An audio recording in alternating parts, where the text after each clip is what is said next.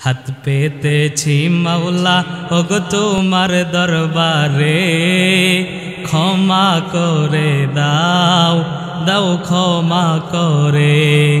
হাত পেতেছি মাওলা ওগো তোমার দরবারে, ক্ষমা করে দাও দাও ক্ষমা করে, ক্ষমা করে দাও দাও ক্ষমা করে। তোমার রহম করম ছাড়া কোনো উপায় নাই রে, তুমি ছাড়া এ সংসারে বলো কে আর আছে রে। তোমার রহম করম ছাড়া কোনো উপায় নাই রে, তুমি ছাড়া এ সংসারে বলো কে আর আছে রে। আল্লাহ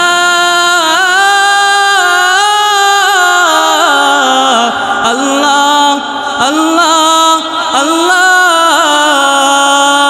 হাত পেতেছি মাওলা ওগো তোমার দরবারে, হাত পেতেছি মাওলা ওগো তোমার দরবারে, ক্ষমা করে দাও দাও ক্ষমা করে।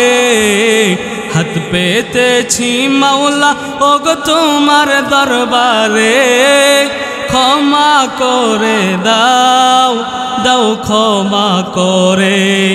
তুমি যদি ক্ষমা না করো যাব কার দরবারে, বিনয় করে আমায় তুমি ঠেলে দিও না দূরে। তুমি যদি ক্ষমা না করো যাব কার দরবারে, বিনয় করে আমায় তুমি ঠেলে দিও না দূরে। আল্লাহ আল্লাহ আল্লাহ আল্লাহ, হাত পেতেছি মাওলা ওগো তোমার দরবারে, ক্ষমা করে দাও দাও ক্ষমা করে। হাত পেতেছি মাওলা ওগো তোমার দরবারে, ক্ষমা করে দাও দাও ক্ষমা করে, ক্ষমা করে দাও দাও ক্ষমা করে। সবাই বলুন আমিন। وقال تعالى في شان حبيبه ومحبوبه ومعشوقه مخبرا وآمرا، إن الله وملائكته يصلون على النبي يا أيها الذين آمنوا صلوا عليه وسلموا تسليما। সকলে জবান খুলে মোহাব্বতের সাথে দুরূদ ইব্রাহিম পাঠ করি। আল্লাহুম্মা সাল্লি আলা মুহাম্মাদিন ওয়া আলা আলি মুহাম্মাদ কামা সাল্লাইতা আলা ইব্রাহিম ওয়া আলা আলি ইব্রাহিম ইন্নাকা হামিদুম মাজিদ। আল্লাহুম্মা বারিক আলা মুহাম্মাদিন ওয়া আলা আলি মুহাম্মাদ কামা বারাকতা আলা ইব্রাহিম ওয়া আলা আলি ইব্রাহিম ইন্নাকা হামিদুম মাজিদ। সম্মানিত উপস্থিতি, ঐতিহ্যবাহী দারুস সালাম মাদ্রাসা ও উত্তর হাসরা ব্যাপারীপাড়া জামে মসজিদের উদ্যোগে আয়োজিত ১৯তম বার্ষিক ওয়াজ ও দোয়ার মাহফিলের সম্মানিত সভাপতি, প্রধান আলোচক, বিশেষ আলোচক ও আমার সামনে উপস্থিত মুরব্বী বাবারা, যুবক ভাইয়েরা, পর্দার অন্তরালের শ্রদ্ধেয়া জাহেদা সম্মানিতা মা ও বোনেরা, সকলকে অন্তরের অন্তঃস্থল থেকে জানাই আন্তরিক মোবারকবাদ। আল্লাহ পাক রব্বুল আলামিন আজকে আমাদেরকে এই মাহফিলে আসার তৌফিক দান করেছেন, এজন্য আমরা সবাই খুশি না বেজার? জোরে বলুন, খুশি না বেজার? কম না বেশি? তাহলে ওই মালিকের দরবারে শুকরিয়া আদায় করার দরকার আছে না নাই, যিনি আসার তৌফিক দান করেছেন? তাহলে সেই মহান মালিকের দরবারে সকলে জবান খুলে বলি আলহামদুলিল্লাহ। আল্লাহ পাক রব্বুল আলামিন আমাদের সবাইকে মাহফিলের শেষ পর্যন্ত থেকে আমলের নিয়তে, হেদায়েতের নিয়তে যা কিছু আলোচনা হয় এই আলোচনা শুনে ওই অনুযায়ী যেন আমল করতে পারি, সেই তৌফিক আমাদেরকে দান করুন বলি আমিন। আল্লাহ পাক রব্বুল আলামিন মানব জাতিকে সৃষ্টি করেছেন যখন, সর্বপ্রথম সৃষ্টি করেছেন হযরত আদম আলাইহিস সালামকে। কাকে? আদম আলাইহিস সালামকে। আদম আলাইহিস সালামকে সৃষ্টি করার পর আল্লাহ ফেরেশতাদেরকে আদেশ করেছিলেন আদম আলাইহিস সালামকে সিজদা করতে। এই ঘটনা জানি আমরা, সবাই জানি। তাহলে সবাই আদম আলাইহিস সালামকে সিজদা করেছিল, একজন ছাড়া, সে হচ্ছে মিস্টার ইবলিস। এই ইবলিসকে যখন আল্লাহর হুকুম না মানার কারণে আল্লাহ বিতাড়িত করে দিলেন, ইবলিস তখন আল্লাহর কাছে কিছু আবদার করে বসছে। কি আবদার? আল্লাহ, আমাকে তো তুমি বিতাড়িত করেছো, আমি যেন তোমার বান্দাদেরকে বিতাড়িত করতে পারি, এক নাম্বার আমার হায়াত কিয়ামত পর্যন্ত বৃদ্ধি করে দাও। দুই নাম্বার, আমি যেন মানুষের ভিতরে ঢুকে ঢুকে মানুষকে ধোঁকা দিতে পারি। তো এইভাবে একটা একটা আবদার করতেছে। আল্লাহ তাআলা ইবলিসের আবদারগুলোও পুরা করে দিতেছেন। তো এই দৃশ্য দেখে হযরত আদম আলাইহিস সালাম আল্লাহকে ডাক দিয়ে বলেন, আল্লাহ, ইবলিস যা চাইতেছে তুমি তাই দিয়ে দিচ্ছ। এই ইবলিস দুনিয়ায় গিয়ে আমার সন্তানদেরকে তো ধোঁকা দিয়ে গোমরা করে ফেলবে, আমার সন্তানদের কি উপায় হবে? সুবহানাল্লাহ বলবেন না? আমরা দুনিয়াতে আসার আগেই আমাদের বাবা আদম আলাইহিস সালাম আমাদেরকে নিয়ে চিন্তা করেছিলেন। চিন্তা করা যায়? তো আদম নবী আল্লাহর কাছে যখন বললেন আমার সন্তানদের কি হবে, আল্লাহ জানায় দিলেন, আদম টেনশন নাই, দুনিয়াতে তোমার সন্তানদের যখন জন্ম হবে, শয়তানের অনিষ্ট থেকে বাঁচানোর জন্য আমি ফেরেশতা নিযুক্ত করে দেব। এজন্য যখন কোনো সন্তানের জন্ম হয়, ফেরেশতারা তাকে পাহারা দেয়, শয়তান তাদের ক্ষতি করতে পারে না। আদম নবী এবার আল্লাহর কাছে বললেন, আল্লাহ আরো কিছু বাড়াইয়া দেন। যখন বললেন আরো কিছু বাড়াইয়া দেন, আল্লাহ বললেন, যাও, তোমার সন্তানেরা নেকির কাজ করবে একটা, আমি তাদেরকে 10টা করে নেকির সওয়াব দান করব, কিন্তু গুনাহের কাজ একটা করলে গুনাহ একটাই দিব। আল্লাহ কোরআনুল কারীমের মধ্যে বলেছেন, মান জাআ বিল হাসানাতি ফালাহু আশরু আমসালিহা, যে একটা ভালো কাজ নিয়ে আল্লাহর কাছে যাবে, আল্লাহ তার ওই ভালো কাজটাকে 10টা ভালো কাজ করার নেকি তার আমলনামায় দান করবেন। তো আদম আলাইহিস সালাম এবার আল্লাহর কাছে বলতেছে, আল্লাহ আরো কিছু দাও। সুবহানাল্লাহ বলবেন না? 2টা পেয়েছে। এক নাম্বার, মানুষের জন্ম হলে ফেরেশতারা পাহারা দিবে, শয়তান ক্ষতি করতে পারবে না। 2 নাম্বার, যখন কোনো মানুষ একটা নেকির কাজ করবে, আল্লাহ তাকে 10টা নেকির সওয়াব দান করবেন। একটা গুনাহের কাজ করলে একটা গুনাহই তাকে দান করবেন।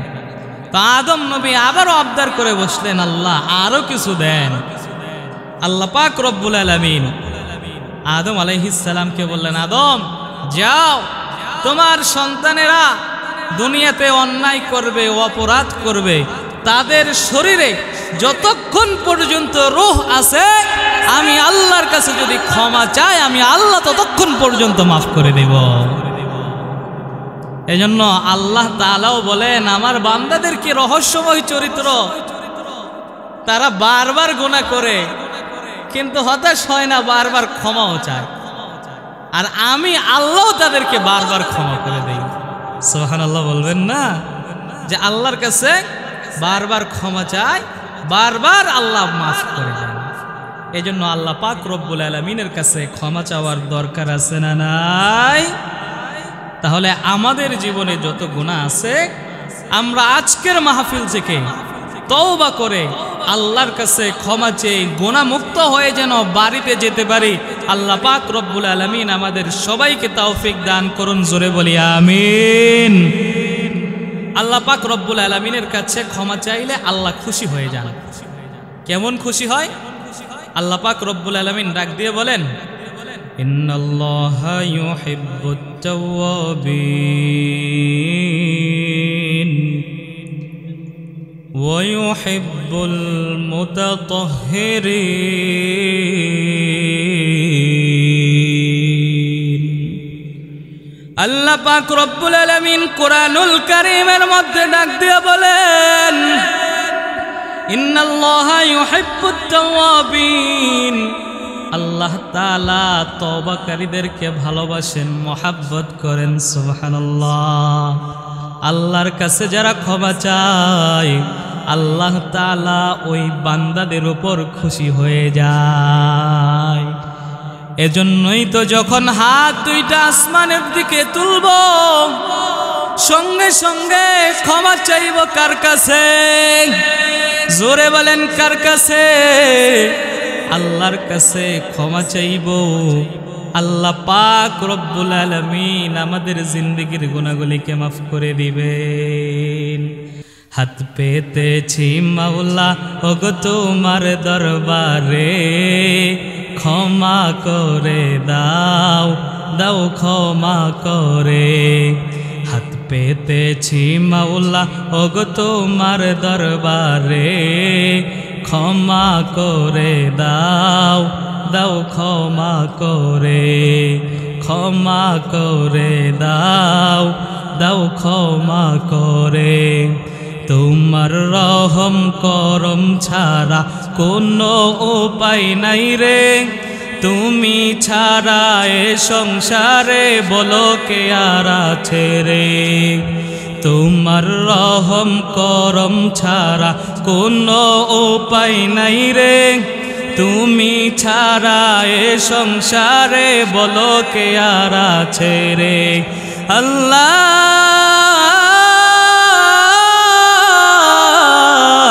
আল্লাহ আল্লাহ আল্লাহ। হাত পেতেছি মাওলা ওগো তোমার দরবারে, হাত পেতেছি মাওলা ওগো তোমার দরবারে, ক্ষমা করে দাও, দাও ক্ষমা করে। হাত পেতেছি মাওলা ওগো তোমার দরবারে, ক্ষমা করে দাও, দাও ক্ষমা করে। তুমি যদি ক্ষমা না করো যাব কার দরবারে, বিনয় করে আমায় তুমি ঠেলে দিও না দূরে।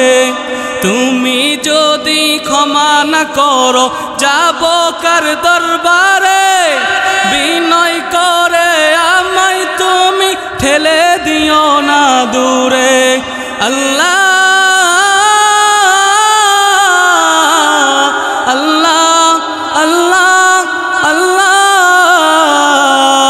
হাত পেতেছি মাওলা ওগো তোমার দরবারে, ক্ষমা করে দাও, দাও ক্ষমা করে। হাত পেতেছি মাওলা ওগো তোমার দরবারে, ক্ষমা করে দাও, দাও ক্ষমা করে। ক্ষমা করে দাও, দাও ক্ষমা করে। সবাই বলুন আমিন। এজন্য আল্লাহ পাক রব্বুল আলামিনের কাছে যত বেশি আমরা ক্ষমা চাইব আল্লাহ ক্ষমাও করে দেবেন, ভালোবাসবেন। এজন্য আল্লাহ পাক রব্বুল আলামিন ডাক দিয়ে বলে দিলেন, গোলাম ইন্নাল্লাহা ইউহিব্বুত তাওয়াবিন ওয়া ইউহিব্বুল মুতাতাহহিরিন। আল্লাহ পাক রব্বুল আলামিন তওবাকারীদেরকে ভালোবাসেন, আবার যারা পবিত্রতা অর্জন করে তাদেরকেও ভালোবাসেন কে? আর জোরে বলেন কে? আল্লাহ পাক রব্বুল আলামিন ডাক দিয়ে বলেন, ওয়াল্লাযীনা ইযা ফাআলু ফাহিশাতান আও যালামু আনফুসাহুম যাকারুল্লাহ ফাস্তাগফিরু লিযুনুবিহিম ومن يغفر الذنوب إلا الله। আল্লাহ পাক রব্বুল আলামিন ডাক দিয়ে বলেন, والذين إذا فعلوا فاحشة أو ظلموا أنفسهم, যারা অন্যায় অপরাধ করে ফেলে, কোন প্রকার গুনাহের কাজ করে ফেলে, এরপরে নিজে অনুশোচনা হয়ে আমি আল্লাহর কাছে ক্ষমা চাই, আমি আল্লাহ ছাড়া ক্ষমাকারী কি আর কেউ আছে? জোরে বলেন না, আল্লাহ ছাড়া ক্ষমাকারী আর কেউ আছে? এজন্য আমরা ক্ষমা চাইব কার কাছে? আল্লাহ পাক রব্বুল আলামিন ডাক দিয়ে বলেন, গোলাম ইয়া আইয়ুহাল্লাযীনা আমানু তুবু ইলাল্লাহি তাওবাতান নাসুহা। এরে আমার গোলাম, তোমরা আমার কাছে তওবা করো, তওবা করার মতো তওবা করো। জোরে বলেন, তওবা করার মতো তওবা করার দরকার আছে না নাই? তওবা করার মতো তওবা কিভাবে করব? আল্লাহর নবীর সাহাবীরা যেভাবে তওবা করেছে ওইভাবে তওবা করব, ঠিক কিনা? নাকি ইবলিসের তওবার মতো তওবা করব? হ্যাঁ, ইবলিসের তওবার মতো তওবা করব, না আল্লাহর নবীর সাহাবীদের মতো তওবা করব? ফকিহ আবুল লাইস সমরকান্দি রাহিমাহুল্লাহ, তার একটা কিতাব আছে তানবীহুল গাফিলিন। এই কিতাবের ভিতরে তিনি উল্লেখ করেছেন, হযরত মূসা পয়গম্বর আল্লাহর সঙ্গে কথা বলতে যাচ্ছিলেন। আল্লাহর সঙ্গে কথা বলতে যাচ্ছেন, রাস্তায় মিস্টার ইবলিসের সাথে সাক্ষাৎ। এই ইবলিস ডাক দিয়া বলতেছে, ওগো আল্লাহর পয়গম্বর মূসা, কোথায় যান? মূসা নবী ইবলিসকে ডাক দিয়ে বলতেছে, আল্লাহর সঙ্গে কথা বলার জন্য তুর পাহাড়ে যাই। ইবলিস এবার মূসা নবীকে ডাক দিয়ে বলেন, আল্লাহর পয়গম্বর, আল্লাহর সঙ্গে তো আপনার ভালো সম্পর্ক আছে, কথা বলতে পারেন, আপনার কাছে আমার একটা আবদার, আল্লাহর কাছে গিয়ে জিজ্ঞাসা করবেন আল্লাহ আমাকে ক্ষমা করবেন কিনা। ইবলিস যখন ভালো হইতে চায়, মূসা নবীর খুশির আর শেষ আছে? মূসা আলাইহিস সালাম খুশি হয়ে গেলেন, আর ইবলিস ভালো হয়ে গেলে তো পুরো দুনিয়াটাই ভালো হয়ে গেল, ঠিক কিনা? মূসা নবী আল্লাহর সঙ্গে কথা বললেন। আল্লাহ পাক রব্বুল আলামিনকে ডাক দিয়ে বলেন, আল্লাহ, তোমার তৈরি ইবলিস, সে তার অপরাধ বুঝতে পেরেছে, ক্ষমা চাই, আল্লাহ তুমি তাকে ক্ষমা করবা কিনা? আল্লাহ পাক রব্বুল আলামিন ডাক দিয়ে বলেন, মূসা রে, ইবলিস ক্ষমা চায়, এটা তার মনের কথা না, বরং সে কখনো ক্ষমা চাইবে না। ইবলিসকে যদি তওবা করার সুযোগ দেওয়া হয়, ইবলিস তওবা করবে না। মূসা নবী আল্লাহর সঙ্গে বারবার রিকোয়েস্ট করতেছে। আল্লাহ পাক রব্বুল আলামিনকে ডাক দিয়ে বলেন, মালিক, তুমি তো কত মানুষকে কত সুযোগ দাও, ইবলিসকে একটা সুযোগ দিয়ে দেখো, ইবলিস ভালো হইলেও হইতে পারে। আল্লাহ পাক রব্বুল আলামিন ডাক দিয়ে বলেন, মূসা রে, যাও যাও, একটা মাত্র সুযোগ, এই সুযোগ যদি মিস করে তাহলে কিন্তু আর ক্ষমা পাবে না। আল্লাহ পাক রব্বুল আলামিন মূসা নবীকে জানায়া দিলেন, মূসা, তুমি ইবলিসকে গিয়া বলবা তাকে আমি অভিশপ্ত করেছি আদম নবীকে সিজদা না করার কারণে। ইবলিস যদি আদম আলাইহিস সালামের কবরে গিয়া একটা সিজদা দেয়, আমি আল্লাহ ইবলিসকেও মাফ করে দেব। সুবহানাল্লাহ বলবেন না? মূসা নবী খুব খুশি, এবার বোধহয় ইবলিস ভালো হয়ে যাবে। মূসা আলাইহিস সালাম যখন ফিরে আসতেছেন, আবার ইবলিসের সঙ্গে সাক্ষাৎ। ইবলিস ডাক দিয়ে বলেন, ওগো আল্লাহর পয়গম্বর, আপনার কাছে একটা আবদার করেছিলেন, আল্লাহর কাছে কি পেশ করেছিলেন কিনা? মূসা নবী ডাক দিয়ে বলেন, ইবলিস রে, তোর জন্য সুসংবাদ আছে। আল্লাহ পাক রব্বুল আলামিন জানিয়ে দিয়েছে, তুই যদি আদম আলাইহিস সালাতু ওয়াস সালামের কবরে গিয়ে একটা সিজদা দিস, আল্লাহ পাক রব্বুল আলামিন তোকেও ক্ষমা করে দিবেন, আল্লাহর ঘোষণা। ইবলিস ডাক দিয়ে বলেন, ওগো আল্লাহর পয়গম্বর মূসা, যেই আদমকে আমি জীবিত থাকা অবস্থায় সিজদা দেই নাই, ওই আদম মরে যাওয়ার পরে বুঝি তার কবরে গিয়ে সিজদা দিব? কখনো হবে না। যে আদমকে আমি জীবিত থাকাকালীনই সিজদা করি নাই, তার কবরে গিয়ে সিজদা দিব অসম্ভব, কখনো আমি তার কবরে সিজদা দিব না। তার মানে ইবলিস আর তওবা করলো না, ভালো হওয়ার সুযোগটাও মিস করলো। কিন্তু কিছু মানুষ আছে, চোর হইলেও ইমানদার, আছে না নাই? কি চোর হইলেও ইমানদার কিছু লোক আছে না? তো ইবলিস মূসা নবীকে ডাক দিয়ে বলতেছেন, আপনি যেহেতু আমার পক্ষে আল্লাহর কাছে সুপারিশ করছেন, আমি আপনাকে কিছু কথা শিখিয়ে দেই, এই সময়গুলোতে আপনি সতর্ক থাকবেন। কি সেই কথা? এক নম্বর, দুনিয়াতে যখন কোনো মানুষ ঝগড়া লাগে, ওই ঝগড়ার সময়ে আমি ইবলিস তাদের শিরায় শিরায় চলি। যতক্ষণ পর্যন্ত না তাদের ঝগড়া থেকে বিশাল বড় দাঙ্গা হাঙ্গামা তৈরি না হয়, ততক্ষণ পর্যন্ত আমি তাদেরকে ধোঁকা দিতে থাকি। সুতরাং যখন কোনো মানুষের মধ্যে দ্বন্দ্ব লেগে যায়, ওই সময় আমার থেকে সতর্ক থাকবেন। 2 নাম্বার, দুনিয়াতে যখন কোনো পুরুষ কোনো মহিলার সঙ্গে নির্জনে সময় কাটায়, ওই নির্জনে থাকাকালীন অবস্থায় আমি তাদের অন্তরে গিয়ে কুমন্ত্রণা দেই, যতক্ষণ না পর্যন্ত তারা জিনা ব্যভিচারে লিপ্ত হয়, আমি ইবলিস তাদেরকে ধোঁকা দিতেই থাকি। সুতরাং এই সময়টাতে খুব সতর্ক থাকবেন। 3 নাম্বার, দুনিয়ার কোনো মানুষ যখন জিহাদের ময়দানে যায়, দুনিয়াতে মানুষ যখন জিহাদ করার জন্য বের হয়, ওই জিহাদের ময়দানে যাওয়ার পর আমি তাদের পরিবারের মা বাবার কথা, স্ত্রী সন্তানের কথা বারবার মনে করাইয়া দেই। যতক্ষণ পর্যন্ত না তারা নিজের পরিবারের কথা চিন্তা করে জিহাদের ময়দান থেকে পালায়ন করে ফিরে না আসে, ততক্ষণ পর্যন্ত আমি ধোঁকা দিতেই থাকি। সুতরাং এই 3টা সময়ে আমার থেকে সতর্ক থাকবেন। আল্লাহু আকবার বলবেন না? উপদেশগুলা কার? ইবলিসের উপদেশ। কিন্তু ইবলিসকে যে সুযোগ দেওয়া হলো, বিভিন্ন উলামায়ে কেরামগণ বলেন, এই ইবলিস যেহেতু জানে আল্লাহ পাক রব্বুল আলামিন তাকে একটা সুযোগ দিয়েছিল, আদম আলাইহিস সালামের কবরে গিয়ে সিজদা দিলে তাকে মাফ করে দিবে, এজন্য ইবলিস অপেক্ষায় আছে কিয়ামতের আগ মুহূর্তে আদম আলাইহিস সালামের কবরে একটা সিজদা দিয়া ভালো হইয়া যাবে। কিন্তু না না, ওই দিন সে যতই খোঁজাখুঁজির চেষ্টা করুক, আদম আলাইহিস সালামের কবর সে আর কখনো খুঁজে পাবে না। এজন্য ইবলিসেরও আর কখনো ক্ষমা হবে না।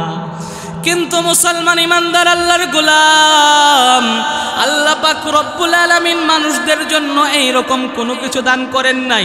আল্লাহ পাক রব্বুল আলামিন বান্দার তওবাকে সব সময় কবুল করেন, শুধুমাত্র 2টা সময়ে কোনো তওবা কবুল হবে না। 1 নম্বর, কোনো মানুষ যখন মারা যায়, মুমূর্ষ অবস্থায় সাকরাতুল মউত শুরু হয়ে যায়, ওই সময়ে তার তওবা কবুল হবে না। 2 নম্বর, তওবা কবুল হওয়ার একটা গেট আছে পশ্চিম দিকে, ওই গেট দিয়ে বান্দাদের তওবাগুলো আল্লাহর পর্যন্ত পৌঁছায়। দুনিয়াতে যখন কিয়ামতের আগ মুহূর্তে পূর্ব দিকের সূর্যটা যখন পশ্চিম দিক থেকে উদিত হবে, এরপরে আল্লাহ তাআলা আর কারো তওবা কবুল করবেন না। এর আগ পর্যন্ত বান্দা যত তওবা করবে, আল্লাহ পাক রব্বুল আলামিন তাদের তওবাগুলোকে কবুল আর মঞ্জুর করে নিয়ে তাদেরকে মাফ করে দিবেন। শুধুই কি মাফ করে দিবেন, আল্লাহ পাক রব্বুল আলামিন ওই বান্দাদেরকে ভালোবাসতেও শুরু করবেন। আল্লাহ পাক রব্বুল আলামিন হাদিসে কুদসির ভিতরে ডাক দিয়া বলেন, ইয়া ইবনা আদম লাউ বালাগাত যুনুবুকা আনানাস সামা সুম্মা আস্তাগফারতানি গফারতু লাকা ওয়ালা উবালি। আল্লাহ পাক রব্বুল আলামিন হাদিসে কুদসির ভিতরে ডাক দিয়া বলেন, রে আমার গোলাম, তুমি অন্যায় অপরাধ করে ফেলেছো, কোনো সমস্যা নাই। তোমার গুনাহ যদি এত বেশি হয়, তোমার গুনাহ যদি তামাম দুনিয়া পরিপূর্ণ হয়ে আমি আল্লাহ রব্বুল আলামিনের আসমান পর্যন্ত পৌঁছে যাই রে গোলাম, এরপরেও তুমি যদি আমার কাছে ক্ষমা চাও, সুম্মাস্তাগফারতানি গফারতু লাকা ওয়ালা উবালি, এত বেশি গুনাহ করার পরেও যদি আমি আল্লাহর কাছে ক্ষমা চাও, আমি আল্লাহ তোমার আসমান পর্যন্ত গুনাহকে ক্ষমা করে দেব, কোনো কিছুর পরোয়া আমি আল্লাহ করব না। সুবহানাল্লাহ বলবেন না? এর বন্ধুরা আমার, আল্লাহ পাক রব্বুল আলামিনের পক্ষ থেকে এত বড় অফার পাওয়ার পরেও তওবা না করে থাকার কোনো কারণ আছে? এত অফার পাওয়ার পরেও তওবা না করে থাকার কোনো কারণ নাই। দুনিয়াতে কত বড় গুনাহগার আপনি যত বড় গুনাহগার, আমার আপনার রব তার চাইতেও বড় ক্ষমাশীল। সুবহানাল্লাহ বলবেন না? আল্লাহ পাক রব্বুল আলামিন বান্দাকে কি পরিমাণ ভালোবাসেন। দুনিয়াতে মানুষকে সবচাইতে বেশি ভালোবাসে তার মা। জোরে বলেন কে? মা ভালোবাসে। কিন্তু এই মা সন্তানকে ভালোবাসে কি কারণে? কারণ 10 মাস 10 দিন গর্ভে ধারণ করেছে, ঠিক কিনা? এই যে মা দুনিয়াতে সন্তানকে ভালোবাসে, এই সন্তানকে শুধুমাত্র কিছুদিন ভাড়াটিয়ার মতো গর্ভে ধারণ করেছে, এই কারণে ভালোবাসে। কিন্তু মা তার সন্তানের হাত তৈরি করেছে। জোরে বলেন, হাত তৈরি করেছে, পা তৈরি করেছে, করে নাই? হাতও তৈরি করে নাই, পাও তৈরি করে নাই, অঙ্গ প্রত্যঙ্গ কোনো কিছু মা তৈরি করে নাই। যেই মা আমার দেহের কোনো অঙ্গ প্রত্যঙ্গ তৈরি করে নাই, ওই মা যদি আমাকে এত ভালোবাসতে পারে, তাহলে যে আল্লাহ রব্বুল আলামিন আমার গোটা দেহটা তৈরি করেছেন, ওই আল্লাহ কত ভালোবাসতে পারেন। আল্লাহ পাক রব্বুল আলামিন ডাক দিয়া জানায়া দেন, গোলাম, ভালোবাসাকে তৈরি করার পরে 100 টুকরা করেছি। এই 100 টুকরা ভালোবাসাটাকে 99 ভাগ নিজের কাছে রেখে দিয়েছি, আর 1 টুকরা ভালোবাসা তামাম দুনিয়ার জিন ইনসান সমস্ত মাখলুকাতের মধ্যে বন্টন করে দিয়েছি। ও 1 টুকরা ভালোবাসা পাইয়া মানুষ মানুষকে কি পরিমাণ মহব্বত করে, তাহলে যেই আল্লাহর কাছে 99 ভাগ ভালোবাসা আছে, ওই আল্লাহর কাছে ভালোবাসা কম না বেশি? জোরে বলেন, কম না বেশি? এজন্য মুসলমান বন্ধুরা আমার, দুনিয়াতে কোনো মানুষ অন্যায় অপরাধ করে, আল্লাহ পাক রব্বুল আলামিন ওই বান্দাকে দূর দূর করে তাড়াইয়া দেন না, বরং আল্লাহ রব্বুল আলামিন বান্দাকে ডাক দিয়া বলেন, ইয়া আইয়ুহাল ইনসানু মা গররাকা বিরাব্বিকাল কারীম।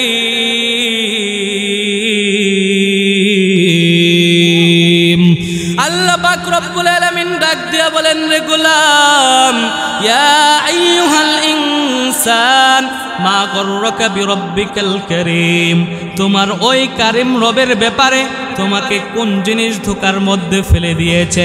আল্লাযী খলাকাকা ফাসাওয়াকা ফাআদালাক, যে আল্লাহ রব্বুল আলামিন তোমাকে তৈরি করেছে গোলাম, শুধু তৈরি করেন নাই, তোমার দেহের অঙ্গ প্রত্যঙ্গ কোন জায়গায় কোনটা দেওয়া দরকার, ঠিক ঠিক ওই জায়গায় ওই অঙ্গটা দান করেছেন কে?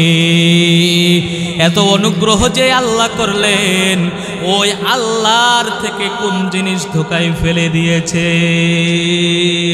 এজন্য আল্লাহ পাক রব্বুল আলামিন বান্দাকে ডাকতে থাকেন তাহাজ্জুদের সময়, ফজরের আগে আল্লাহ পাক রব্বুল আলামিন প্রথম আসমানে এসে বান্দাকে ডাক দিতে থাকেন, আর ডাক দিয়ে বলেন, কে আছো? আমি আল্লাহর কাছে ক্ষমা চাইবে, আমি ক্ষমা করে দিব। আলা মিন মুস্তাগফিরিন ফাআগফিরুলাহ, আছে কেউ আমার কাছে ক্ষমা চাইবে, আমি তাকে মাফ করে দেব। আলা মিন মুস্তারজিকিন ফাআরযুকুহু, আছে কেউ আমি আল্লাহর কাছে রিজিক চাইবে, আমি তাকে রিজিক দান করব। আছে কেউ বিপদ আপদের মধ্যে পড়ে গেছো, আমি আল্লাহর কাছে চাও, আমি আল্লাহ তামাম বিপদ আপদকে দূর করে দেব। এই জন্য আল্লাহ পাক রব্বুল আলামিন বান্দাকে ডাকেন ক্ষমা করার জন্য। দুনিয়াতে মানুষ অপরাধীকে ডাকে শাস্তি দেওয়ার জন্য, ঠিক কিনা? অপরাধীকে খুঁজে শাস্তি দেওয়ার জন্য। কিন্তু আমার আল্লাহ এমন দয়ালু, এমন দয়ালু যে আল্লাহ তার গোলামকে শাস্তি দেওয়ার জন্য খুঁজে না, বরং আল্লাহ তার গোলামকে ক্ষমা করে দেওয়ার জন্য খুঁজে। এজন্য দুনিয়াতে গুনাহগার যত বড় হও না কেন, তোমার গুনাহ আল্লাহর ক্ষমার চাইতে কখনো বড় হতে পারে না। ফকিহ আবুল্লাহ সামরকন্দি রাহমাতুল্লাহি আলাইহি তার রচিত কিতাব তানবিহুল গাফিলিনের মধ্যে একটা ঘটনা উল্লেখ করেছেন। আল্লাহর নবীর সাহাবী হযরতে ওয়াহশী রাদিয়াল্লাহু তাআলা আনহু, এই ওয়াহশী রাদিয়াল্লাহু তাআলা আনহু তিনি এত বড় অন্যায় অপরাধ করে ফেলেছেন। উহুদের যুদ্ধে নবীজির কলিজার টুকরা চাচা হযরতে হামজা রাদিয়াল্লাহু তাআলা আনহুকে শহীদ করে দিয়েছেন। শুধু শহীদ করেই ক্ষান্ত হন নাই, বরং বুকটাকে চিরে কলিজা বের করে চিবিয়েছিলেন, নাক কেটে দিয়েছিলেন, কান কেটে দিয়েছিলেন, মুসলা বানাইয়া দিয়েছিলেন, অঙ্গ প্রত্যঙ্গ বিকৃত করে দিয়েছিলেন। বিশ্বনবীজি তার চাচার বিকৃত অঙ্গটা দেখে নিজেকে ধরে রাখতে পারলেন না। মক্কা বিজয়ের পরে আল্লাহর নবী 17 জন মানুষের ব্যাপারে রেড অ্যালার্ট জারি করে দিয়েছেন। এই 17 জনকে যেখানেই পাওয়া যাবে সেখানেই তাদেরকে হত্যা করা হবে। এমনকি যদি কাবা ঘরের গিলাফ ধরেও থাকে সেখানেও তাদেরকে হত্যা করা হবে। এই 17 জনের ভিতরে 11 জন ছিল পুরুষ আর 6 জন ছিল নারী। ওই 11 জনের ভিতরে একজন ছিল বিশ্বনবীজির চাচার হত্যাকারী হযরতে ওয়াহশী রাদিয়াল্লাহু তাআলা আনহু। এই ওয়াহশী রাদিয়াল্লাহু তাআলা আনহুর ব্যাপারে যখন রেড অ্যালার্ট জারি হয়ে গেছে, তাকে যেখানেই পাওয়া হবে সেখানেই পাকড়াও করা হবে। এই রকম অবস্থায় সে পালায়ন করে বিভিন্ন দিকে ঘুরতেছে।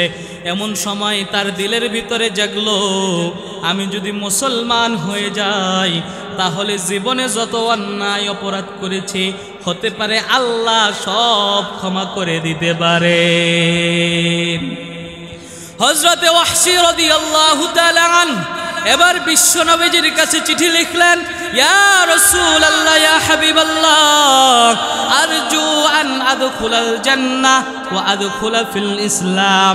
ওগো আল্লাহর রাসূল, আমি চাই আল্লাহর বানানো জান্নাতে যেতে, আর আমি কালিমা পড়ে মুসলমান হয়ে যেতে চাই। কিন্তু আপনার রব আল্লাহ পাক রব্বুল আলামিন কুরআনুল কারীমের মধ্যে যে আয়াত নাজিল করেছেন, এই আয়াতগুলোর ভিতরে একটা আয়াত আছে যে আয়াতটার কারণে আজ পর্যন্ত মুসলমান হতে পারি নাই। কোন সেই আয়াত? সূরা ফুরকানের 68 নম্বর আয়াতের ভিতরে রব্বুল আলামিন জানিয়ে দিয়েছেন, ওয়াল্লাযীনা লা ইয়াদউনা মা'আল্লাহি ইলাহান আখার ওয়া লা ইয়াকতুলুনান নাফসাল্লাতী হাররামাল্লাহু ইল্লা বিল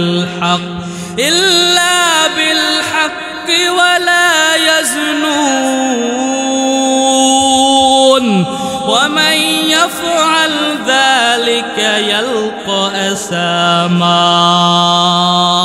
আল্লাহ পাক রব্বুল আলামিন সূরা ফুরকানের 68 নম্বর আয়াতের মধ্যে বলেছেন, ওয়াল্লাযীনা লা ইয়াদউনা মা'আল্লাহি ইলাহান আখার, যারা আল্লাহর সঙ্গে অন্য ইলাকে ডাকে, যারা আল্লাহর সঙ্গে শিরিক করে, আল্লাহ তাদেরকে মাফ করবেন না। ওয়াল্লাযীনা লা ইয়াদউনা মা'আল্লাহি ইলাহান আখার ওয়া লা ইয়াকতুলুনা আন-নাফসাল্লাতী হাররামাল্লাহু ইল্লা বিল হক। আল্লাহ পাক রব্বুল আলামিন অন্যায়ভাবে যাদেরকে হত্যা করতে নিষেধ করে দিয়েছেন তাদেরকে যারা হত্যা করে, ওয়ালা ইয়াজনুন, আর যারা জিনা করে, এই সমস্ত মানুষদেরকে আল্লাহ কঠিন শাস্তি দিবেন। ওয়া মান ইয়াফআল যালিকা ইয়ালকা আসামা, এই তিনটা অপরাধ যারা করবে আল্লাহ পাক রব্বুল আলামিন তাদেরকে শাস্তির সম্মুখীন করবেন। হযরতে ওয়াহশী রাদিয়াল্লাহু তাআলা আনহু এই আয়াত লিখে বিশ্ব নবীজির কাছে চিঠি পাঠাইলেন, ইয়া রাসূলুল্লাহ, ইয়া হাবিবাল্লাহ, এই আয়াতে আল্লাহ তিনটা অপরাধের কথা বলেছেন, জোরে বলেন কয়টা? এই তিনটা অপরাধ, 1 নম্বর শিরক, 2 নম্বর অন্যায়ভাবে মানুষ খুন করা, 3 নম্বর জিনা ব্যভিচার করা। ওগো আল্লাহর নবী, আমি ওয়াহশী এই তিনটা গুনাহ করেছি, সুতরাং আল্লাহ কি আমাকে ক্ষমা করবেন কিনা? আল্লাহ পাক রব্বুল আলামিন সঙ্গে সঙ্গে সূরা ফুরকানের 70 নম্বর আয়াত নাজিল করে দিলেন। 70 নম্বর আয়াতের মধ্যে আল্লাহ বলতেছেন, ইল্লা মান তাবা ওয়া আমানা ওয়া আমিলা সলিহান ফাউলাইকা ইউবাদদিলুল্লাহু সাইয়্যাতিহিম হাসানাত ওয়া কানাল্লাহু গফুরুর রহিমা। আল্লাহ পাক রব্বুল আলামিন সূরা ফুরকানের 70 নম্বর আয়াত নাজিল করে জানায়া দেন, ইল্লা মান তাবা ওয়া আমানা ওয়া আমিলা সলিহা, এই সমস্ত গুনাহ করে ফেলেছ, অসুবিধা নাই, তুমি যদি তওবা করো, এরপরে যদি তুমি ঈমান আনো, এই ঈমান আনার পরে যদি নেক আমল করো, আল্লাহ পাক রব্বুল আলামিন তোমার জিন্দেগীর সমস্ত গুনাহগুলিকে মাফ করে দিবেন। এবার হযরতে ওয়াহশী আবারও চিঠি লিখলেন বিশ্ব নবীজির কাছে।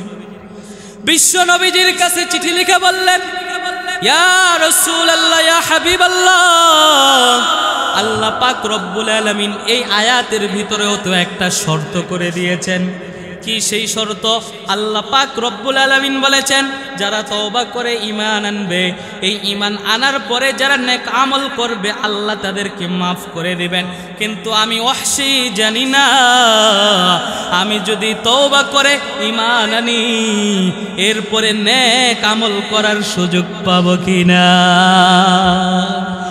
এই কথা যখন হযরতে ওয়াহশী চিঠি লিখে বিশ্ব নবীজির কাছে পাঠাইলেন, আল্লাহ পাক রব্বুল আলামিন এবার সঙ্গে সঙ্গে সূরা নিসার 116 নম্বর আয়াত নাজিল করে জানায়া দিলেন, ইন্নাল্লাহা লা ইয়াগফিরু আন ইউশরাকা বিহি ওয়া ইয়াগফিরু মা দুনা যালিকা লিমান ইয়াশা। আল্লাহ পাক রব্বুল আলামিন সূরা নিসার 116 নম্বর আয়াতে বলেন, ইন্নাল্লাহা লা ইয়াগফিরু আন ইউশরাকা বিহি, আল্লাহর সঙ্গে যারা শিরিক করে আল্লাহ তাদেরকে মাফ করবেন না। ওয়া ইয়াগফিরু মা দুনা যালিকা লিমান ইয়াশা, এই শিরকের গুনার বাহিরে যত গুনাহ আছে আল্লাহ পাক রব্বুল আলামিন যাকে ইচ্ছা তাকে মাফ করে দেন। সুবহানাল্লাহ বলবেন না? এবার হযরতে ওয়াহশী আবারও বিশ্ব নবীজির কাছে চিঠি লিখলেন। হযরতে ওয়াহশী এবার চিঠি লিখে জানাইলেন, ইয়া রাসূলুল্লাহ, ইয়া হাবিবাল্লাহ, আল্লাহ পাক রব্বুল আলামিন এই আয়াতের মধ্যে জানিয়েছেন আল্লাহ শিরকের গুনাহ ক্ষমা করেন না, এর বাইরে আল্লাহ যাকে ইচ্ছা তাকে মাফ করে দেন। কিন্তু আমি ওয়াহশী আমার জীবনে যেই পরিমাণ গুনাহ করেছি, আমার মনে হয় না আল্লাহ তাআলা আমার ব্যাপারে আমাকে ক্ষমা করার ইচ্ছা করবেন। হযরতে ওয়াহশী আবারও চিঠি লিখে বিশ্ব নবীজির কাছে পাঠাইলেন। এবার আল্লাহ পাক রব্বুল আলামিন কোরআনুল কারীমের সবচাইতে আশাবাঞ্চক যে আয়াত সূরা জুমারের 53 নম্বর আয়াতটা নাজিল করে ডাক দিয়া বলেন, কুল ইয়া ইবাদিয়াল্লাযীনা আসরাফু আলা আনফুসিহিম লা তাকনাতু মির রাহমাতিল্লাহ ইন্নাল্লাহা ইয়াগফিরুয যুনুবা জামিআ ইন্নাহু হুয়াল গফুরুর রহিম। এই কালামে জিন্দা কুরআনে হাকিম হিকমতে উলা ইয়াজাল আস্তাকদিম জামিউল ইলমি ফিল কুরআনে হাকিম تقاصرت عنه وفهاب الرجال وها قرآن كلام الله بسنو قديم استی নইনো। এরে মুসলমান ইমানদার আল্লাহর গোলাম, আল্লাহ পাক রব্বুল আলামিন সূরা জুমারের 53 নম্বর আয়াতের মধ্যে বলেন কুল ইয়া ইবাদিয়াল্লাযীনা আসরাফু আলা আনফুসিহিম লা তাকনাতু মির রাহমাতিল্লাহ। আল্লাহ ডাক দিয়ে বলতেছেন নবী আমার জানায়া দিন ইয়া ইবাদি, এরে আমার গোলামেরা, আল্লাযীনা আসরাফু আলা আনফুসিহিম, তোমরা যারা নিজেদের উপর জুলুম করে ফেলেছো, লা তাকনাতু মির রাহমাতিল্লাহ, তোমরা আল্লাহর রহমত থেকে নিরাশ হইও না। সুবহানাল্লাহ বলবেন না? দুনিয়াতে চোরকে মানুষ চোর বলে ডাক দেয়, ডাকাতকে মানুষ ডাকাত বলে ডাক দেয়, সুদখোরকে সুদখোর বলে ডাক দেয়, আছে না নাই? কিন্তু আমার আল্লাহ অপরাধীকে অপরাধী বলে ডাক দেন না। আল্লাহ তাআলা কত মায়া কত দয়া, ডাক দিয়া বলেন ইয়া ইবাদি, এরে আমার গোলামেরা, গুনাহ করে ফেলেছ অসুবিধা নাই, আল্লাহর রহমত থেকে নিরাশ হওয়া যাবে না।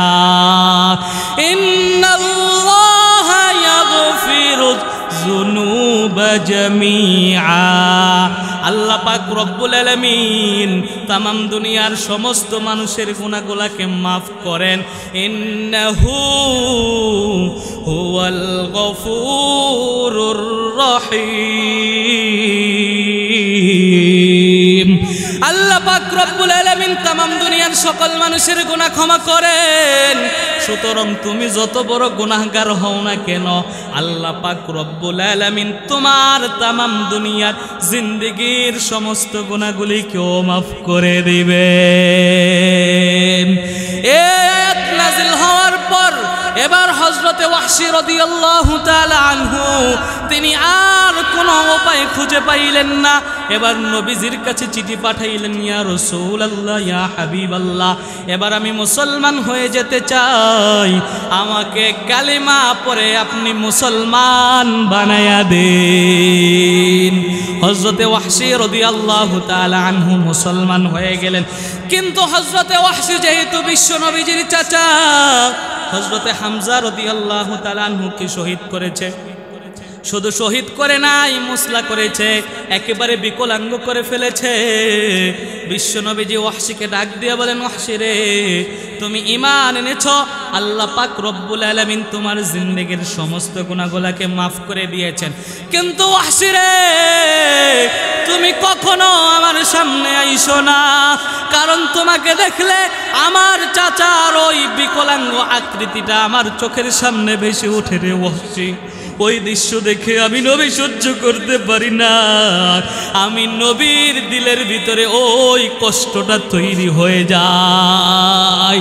কোন নবীর দিলের ভিতরে যদি কষ্ট তৈরি হয়, ওই নবীর কষ্ট তৈরি হওয়াটাই একজন সাধারণ মানুষের জন্য ক্ষতিকর, ঠিক কিনা?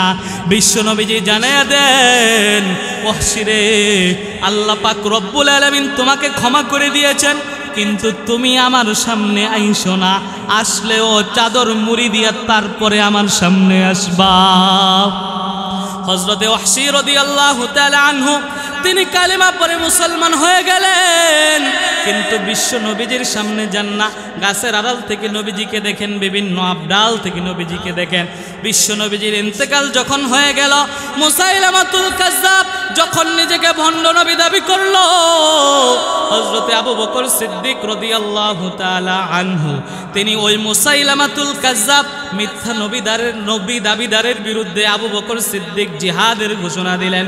হযরতে আবু বকর যখন জিহাদের ঘোষণা দেন, হযরতে ওয়াহশী রাদিয়াল্লাহু তাআলা আনহু ওই খঞ্জরটা ঘর থেকে বের করে নিয়ে আসলেন, যেই খঞ্জরটা দিয়ে নবীজির চাচা হামজা রাদিয়াল্লাহু তাআলা আনহুকে শহীদ করেছিলেন। ওই খঞ্জরটা নিয়ে জিহাদের ময়দানে ঝাঁপায়া পড়লেন। হযরতে ওয়াহশী রাদিয়াল্লাহু তাআলা আনহু ওই খঞ্জর দিয়ে বিশ্ব নবীজির পরে ভণ্ড নবী দাবিদার মুসাইলামাতুল কাজ্জাবকে হত্যা করে তরবারিটা আসমানের দিকে উঠাইয়া একটা চিৎকার দিয়ে ঘোষণা দেন, ওয়াল্লাহি ইন্নী কতালতু খায়রান নাস ওয়া কতালতু শাররান নাস। আল্লাহর কসম, এই তরবারি দিয়ে আমি সাইয়্যিদুশ শুহাদা হামজা রাদিয়াল্লাহু তাআলা আনহুকে শহীদ করেছি। আবার এই জমিনের ভিতরে সবচাইতে নিকৃষ্ট মানুষ মুসাইলামাতুল কাজ্জাবকেও আমি আজকে খতম করে দিয়েছি। হযরতে আবু বকর সিদ্দিক রাদিয়াল্লাহু তাআলা আনহু যখন শুনতে পাইলেন, আবু বকর সিদ্দিক এসে ওয়াহশীকে জড়াইয়া ধরেন। হযরতে ওয়াহশীকে জড়াইয়া ধরে চোখের পানি ছেড়ে দেন। হযরতে ওয়াহশী রাদিয়াল্লাহু তাআলা আনহু তিনি নিজের চোখের পানি ধরে রাখতে পারেন না। ওয়াহশী রাদিয়াল্লাহু তাআলা আনহু ডাক দিয়ে বলেন, আজকে যদি আমার নবী জীবিত থাকতো, তাহলে আমার নবী চাচাকে শহীদ করার দুঃখ ভুলে গিয়ে আমি ওয়াহশীকে আমার নবী আজকে জড়াইয়া ধরতেন। হযরতে ওয়াহশী রাদিয়াল্লাহু তাআলা আনহু কান্না করে যখন নিজের চোখের পানিটা ছেড়ে দিলেন, রাতের বেলায় তিনি যখন ঘুমাইলেন, তিনি স্বপ্নে দেখতেছেন, ডাক দিয়ে বিশ্ব নবীজি বলতেছেন, ওয়াহশী রে, তুমি তো আমার চাচাকে হত্যা করেছিলা, আমি নবী কষ্ট পেয়েছিলাম, কিন্তু আমার পরে ভণ্ড নবী দাবিদার মুসাইলামাতুল কাজ্জাবকে তুমি হত্যা করেছ। এর কারণে আমি নবীর দিল থেকে কষ্টটা দূর হয়ে গিয়ে ওয়াহশী রে, তোমার জন্য আমার দিলে ভালোবাসা তৈরি হয়ে গেছে। আল্লাহু আকবার। হযরতে ওয়াহশীকে ডাক দিয়ে বিশ্ব নবীজি বলতেছেন, ওয়াহশী রে, এবার তুমি আমার রওজার সামনে দাঁড়াইয়া সালাম দিতে পারো। হযরতে ওয়াহশী রাদিয়াল্লাহু তাআলা আনহু তার জীবনের সবচেয়ে বড় কষ্ট, বিশ্ব নবীজির সামনে যাইতে পারতেন না, কিন্তু বিশ্ব নবীজির ইন্তেকালের পর বিশ্ব নবীর কাছ থেকে স্বপ্নে যখন অনুমতি পাইয়া গেলেন, পরের দিনই হযরতে ওয়াহশী বিশ্ব নবীজির রওজার সামনে দাঁড়াইয়া সালাম পেশ করেছেন। এজন্য ওয়াহশী রাদিয়াল্লাহু তাআলা আনহু তিনি যেই পরিমাণ গুনাহ করেছিলেন, যেই পরিমাণ অপরাধ করে ফেলেছিলেন, এর চাইতে বড় অপরাধ তো আমাদের জীবনে নাই। সূরা বলেন আছে? তাকে যদি আল্লাহ তাআলা ক্ষমা করে দিতে পারেন, তাহলে আমাদের গুনার জন্য যদি ক্ষমা চাই, ক্ষমা করতে পারেন কিনা? জোরে বলেন, পারেন কিনা? আল্লাহ পাক রব্বুল আলামিন আমার আপনার জিন্দেগীর সমস্ত গুনাহগুলোকে মাফ করে দিতে পারেন, তবে শুধু ক্ষমা চাইলাম কিন্তু গুনাহ ছাড়তে পারলাম না, এই তওবায় কাজ হবে না। বিশ্ব নবীজি হাদিসের ভিতরে বলেন, দুনিয়াতে মানুষ যখন গুনাহ ছাড়ে না, গুনার ভিতরে লিপ্ত থেকে থেকে যখন সে আল্লাহর কাছে ক্ষমা চায়, এটা হলো আল্লাহর সঙ্গে মস্কারা করা। এজন্য আল্লাহর কাছে ক্ষমা চাইতে হবে, এক নম্বরে ওই গুনাহকে ছেড়ে দিতে হবে। ঠিক কিনা বলেন? আল্লাহর কাছে ক্ষমা চাইবো, আল্লাহ দুনিয়াতে অন্যায় পথে টাকা উপার্জন করেছি, হারাম খেয়েছি, সুদ খেয়েছি, ঘুষ খেয়েছি, অন্যের সম্পদ জোর করে দখল করে নিয়েছি। আল্লাহ পাক রব্বুল আলামিন আমাকে মাফ করে দাও। এই ক্ষমায় কাজ হবে না যতক্ষণ পর্যন্ত না যার সম্পদ দখল করেছিলেন তার সম্পদ ফিরে দিবেন, যতক্ষণ পর্যন্ত না সুদের ভিতরে টাকা লাগানো আছে তওবা করে এই টাকাগুলা উসুল করে নিবেন, ততক্ষণ পর্যন্ত তওবা কবুল হবে না। এজন্য তওবা করতে হলে আগে গুনাহ ছাড়তে হবে, ঠিক কিনা? হারাম উপার্জন থাকলে সেটাও ছাড়তে হবে, ঠিক কিনা? হ্যাঁ, হারাম উপার্জন যদি থাকে, হারাম পথে উপার্জন করতেছে, এটা ছাড়লাম না, মসজিদে এসে সেজদা দিতে দিতে কপাল ঘষতে ঘষতে ক্ষয় করে ফেললাম, এই তওবা কবুল হবে না। এজন্য ভাইরা আমার, এই গুনাহ আগে ছাড়তে হবে, তারপরে আল্লাহর কাছে ক্ষমা চাইতে হবে, ঠিক কিনা? এত টাকা পয়সা দিয়ে কি হবে? এই টাকা পয়সা নিয়ে কবরে যাওয়া যাবে? জোরে বলেন, কবরে যাওয়া যাবে? হালাল হারাম না মানিয়া কত টাকা করছো কামাই, এত টাকা রাখবা কোথায়, কাফনে তো পকেট নাই। হালাল হারাম না মানিয়া কত টাকা করছো কামাই, এত টাকা রাখবা কোথায়, কাফনে তো পকেট নাই। টাকা পয়সা লইয়া কি কেউ কবরে গেছে, টাকা পয়সা লইয়া কি কেউ কবরে গেছে।